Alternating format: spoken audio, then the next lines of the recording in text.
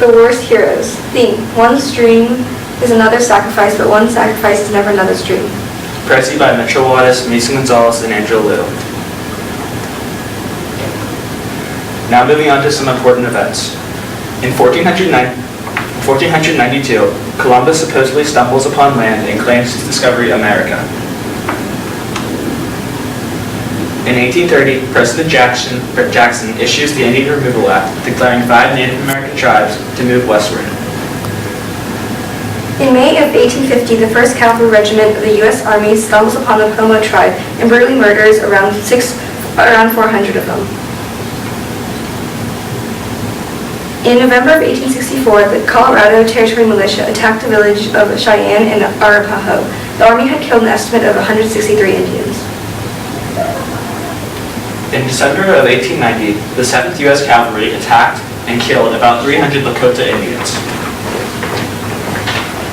In 1937, Columbus Day becomes a federal holiday. Did he deserve this, even though he personally murdered 500,000 Native Americans?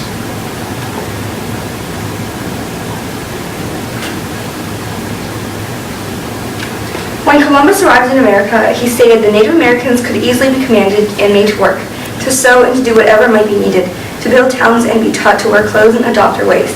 He also noted, they are the best people in the world and above all the gentlest. His discovery soon turned into a genocide of the natives. This was the beginning of the Columbus legacy. From that point on, the Native Americans were viewed as an inferior race. The Spaniards, Europeans, French, Dutch, and many others saw Native Americans to be on their property. As early as 1513, explorers have enslaved, kidnapped, and murdered Native Americans. The new explorers brought diseases such as smallpox, measles, and influenza, sometimes which killed entire tribes. During Andrew Jackson's first inaugural address in 1829, Jackson stated his desire to observe toward the Indian tribes within our limits a just and liberal policy, and to give that humane and considerate attention to their rights and their wants which is consistent with the habits of our government and the feelings of our people. Then there was a question of whose land it rightfully belonged to. The whites knew the Native Americans had settled first, but they still claimed the land because natives were inferior to them. The debating then began. Even though Columbus' discovery of America, they viewed the Native Americans differently. They saw each other through different perspectives. Columbus thought natives were meant to put to work, yet without their help, Columbus would have made it nowhere. So what was it for Columbus to discover if America had already been discovered? The answer lies in the word inferiority. Once Columbus stepped into the newly discovered island, he treated natives with force. Never were natives allowed to do the same back, because a decision of superiority was made from the beginning, but Columbus was the only one. Just 14 months after the president's inaugural speech, Jackson declared that the progression of white movement was considered lagging due to the settlements of Native Americans. He then passed the Indian Removal Act, which forced 5 Native American tribes to move out of American land. On the Trail of Tears, an estimate number of 4,000 out of 16,000 Cherokees died. The removal also included the Chickasaws, Choctaws, Creeks, and the Seminoles. The removal of Native Americans seemed to have a simple explanation for the Americans. In order to expand cotton production and the growth of America needed Indian lands. This was known as the Trail of Tears, but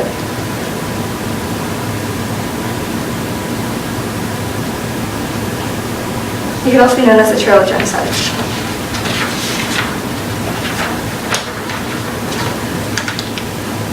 The thought of thousands of Native... Okay, so what has this led to down? Stereotypes. Even up to this date, Native Americans seem to be viewed the same as they were over more than a century ago. Carrie Wright, a current Native American high schooler, states, "I think it's just insulting to Native Americans. It boils my blood because natives were treated like garbage, and that's never really out there for people to understand." The Indian Civil Rights Act was passed in 1968 and applies to the Indian tribes of the United States and makes many, but not all, of the guarantees of the Bill of Rights applicable within the tribes. The Indian Civil Rights Act was needed to put into effect in 1968. The Act protects Indian American tribes and recognizes their rights. So why did this happen? It is viewed that from the beginning of European control, there has been an unrelenting drive to commit genocide over another culture. The American tribes Indians were a majority. This has turned into a number of terrible things, according to John Toland, who wrote Adolf Hitler. Hitler's concept of concentration camps as well as the practicality of genocide owed much, so he claimed, to his studies of English and United States history. He admired the camps for Boer prisoners in South Africa and for the Indians in the Wild West, and often praised to his inner circle the efficiency of American extermination by starvation and uneven combat of the red savages who could not be tamed by captivity. He was very interested in the way the Indian population had rapidly declined due to epidemics and starvation when the United States government forced them to live on the reservations. He thought that American government's forced migrations of the Indians over great distances to barren reservation land was a deliberate policy of extermination. Was this really our fault?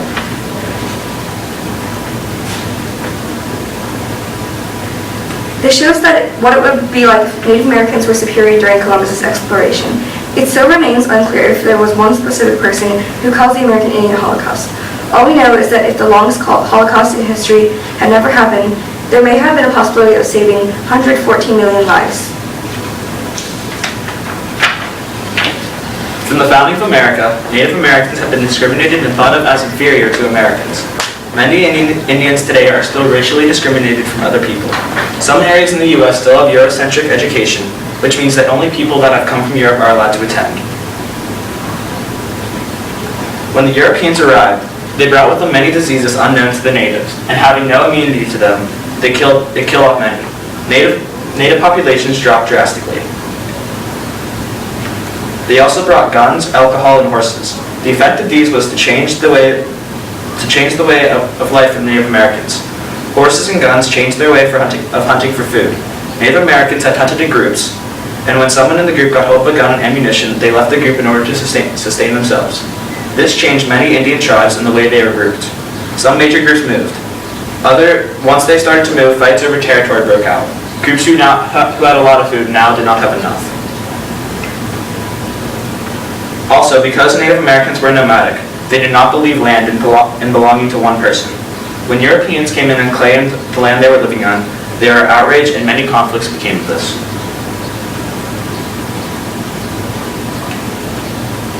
Today, the conflicts between Americans and Indians have not been resolved. There is still discrimination between the two peoples. Some rights of the Indians have been revoked, as well as other things. Rights to land and school choice are still two major issues.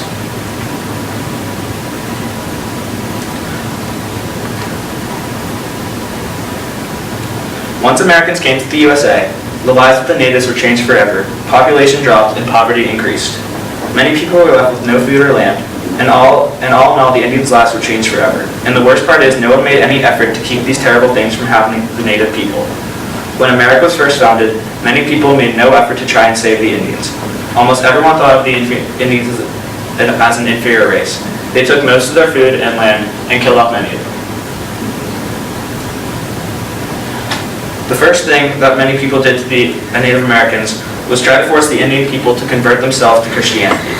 Missionaries went out and tried to teach the Native Americans, and many natives did not want to give up their own beliefs. Many bloody battles were fought. The Sand Creek Massacre and the Wounded Knee Massacre were both two major battles that occurred in Indian history. Many other killings occurred to the Indians, including some of the other ones like assimilation. Assimilation began in the Americas, which tried to incorporate Native Americans into European culture.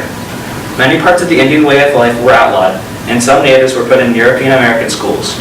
In some Latin American countries, Indian way of life has been completely wiped out through a process called mestizaje. At one point, many Americans disliked the Indians so much that they sent the Indians on the Trail of Tears. This revoked the Indians from the eastern part of the United States, and no one thought anything of it, since Indians were generally hated in the U.S. The thought that many Indians would die during the trip wasn't thought of. Much of the Indian life depended on buffalo as well. Buffalo was very vital to the Indians' way of life. Early on, the population of buffalo in America was very high. But once buffalo skins became popular in the Americas, many were killed off, and the Indians were left with nothing to use. Many people in American history have lied to us about the events in history, such as the Native American genocide. They try to focus on the uplifting parts of history, such as the discovery of the USA, yet they do not tell us of the terrible genocides and killings of the Indians that have happened throughout history.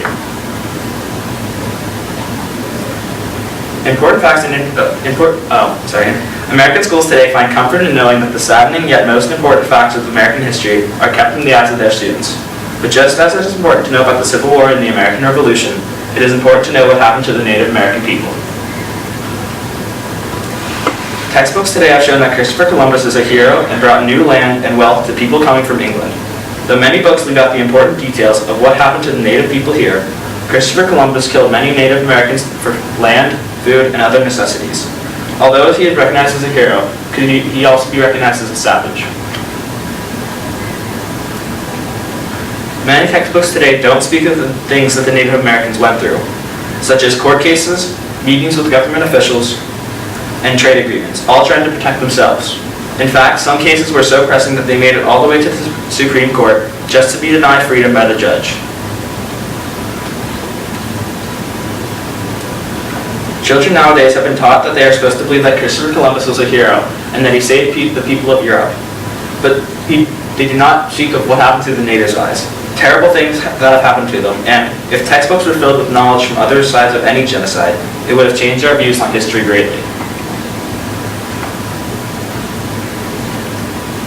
Some people believe that the others need to hear of Christopher Columbus, the Trail of Tears, and other Indian killings through a native's perspective, and it would help them to understand why some people suffer in the U.S. in some conflicts, and some causes of conflict as well.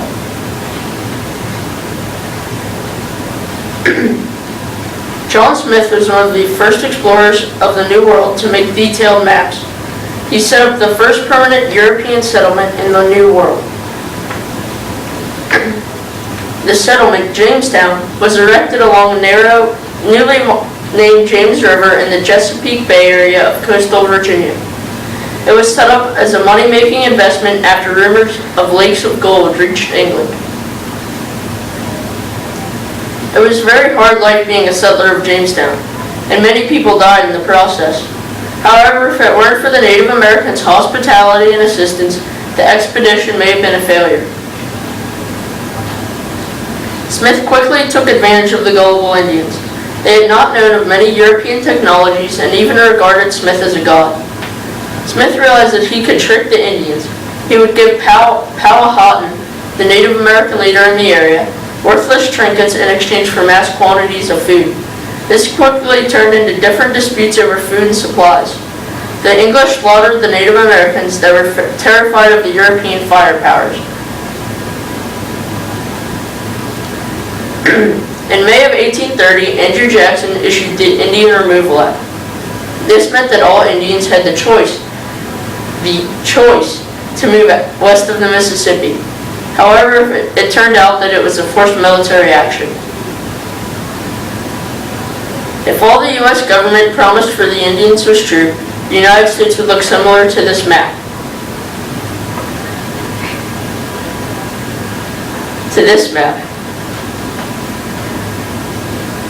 The government broke its promises and forced the Indians on the Trail of Tears. Many succumbed to illness, starvation, dehydration, and the elements. Also endured military brutality. The horrors were not over for the natives that made it to the reservations. The Indian children were forced into boarding schools where they were taught Euro-American beliefs.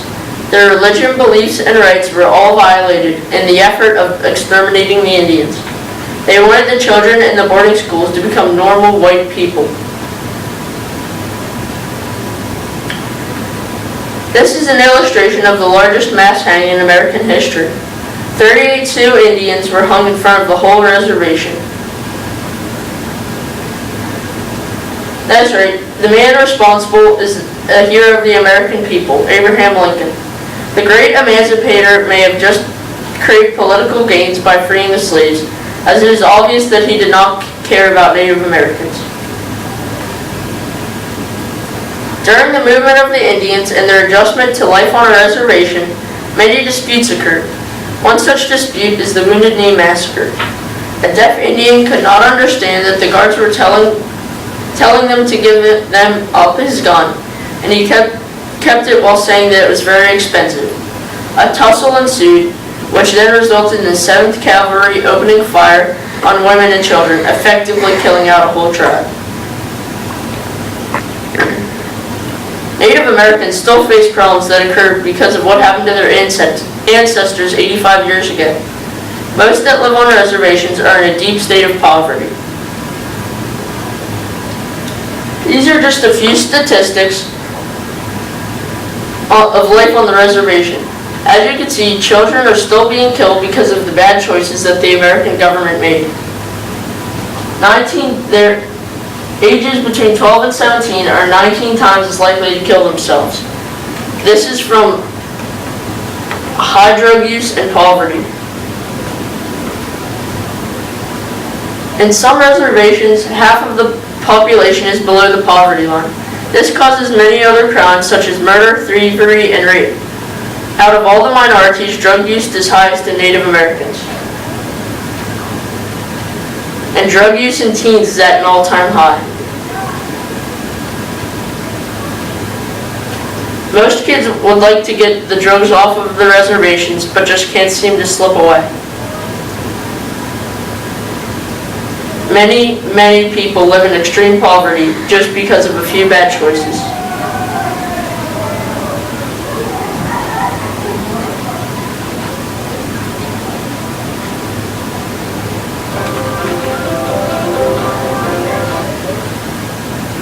Many are homeless. Those whose homes are packed into rotting buildings with up to 5 families. 39% of homes on Pine Ridge have no electricity. At least 60% of the homes on the reservation are infested Here, pause it. Everybody turn up the volume. Yeah, you have to turn it up, like, on the computer. There you go.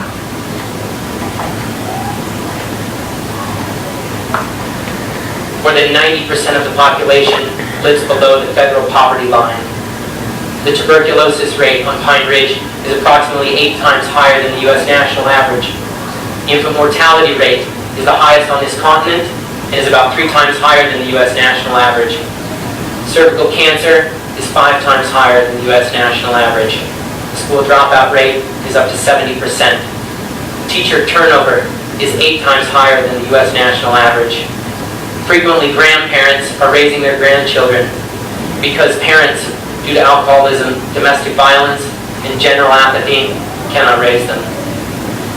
50% of the population over the age of 40 suffers from diabetes. The life expectancy for men is between 46 and 48 years old, roughly the same as Afghanistan and Somalia. The last chapter in any successful genocide is the one in which the oppressor can remove their hands and say, "My God, what are these people doing to themselves? They're killing each other. They're killing themselves while we watch them die." This is how we came to own these United States. This is the legacy of Manifest Destiny. Prisoners are still born into prisoner of war camps long after the guards are gone. These are the bones left after the best meat has been taken. A long time ago, a series of events was set in motion by a people who look like me, by Washichu, eager to take the land and the water and the gold in the hills. Those events led to a domino effect that has yet to end. As removed as we, the dominant society, may feel from a massacre in 1890 or a series of broken treaties 150 years ago, I still have to ask you the question, how should you feel about the statistics of today? What is the connection between these images of suffering and the history that I just read to you? And how much of this history do you need to own? Is any of this your responsibility today? I have been told that there must be something we can do. There must be some call to action. Because for so long I've been standing on the sidelines, content to be a witness, just taking photographs. because the solution seems so far in the past. Pardon the interruption. Could the following students please come to the counseling office? Rex Wang, Malik Cunningham, Harrison Dunn, Ryan Langdon, Evan Odell, and Dylan Wilson. Thank you. In conclusion, the definition of a genocide is the deliberate killing of a large group of people, especially those of a particular ethnic group or a nation. From viewing these pictures of American Holocaust, we see the tragedies that happened. The longest Holocaust had inspired others afterwards, and disasters continue to happen. Is there really a way to prevent genocide? The main cause of genocide may just be caused by one's ethnicity. What truly determines superiority and inferiority? Even though American citizens were meant to treat others equal, why are Native Americans still living in the same conditions as before? We know that freedom exists, but maybe it doesn't matter.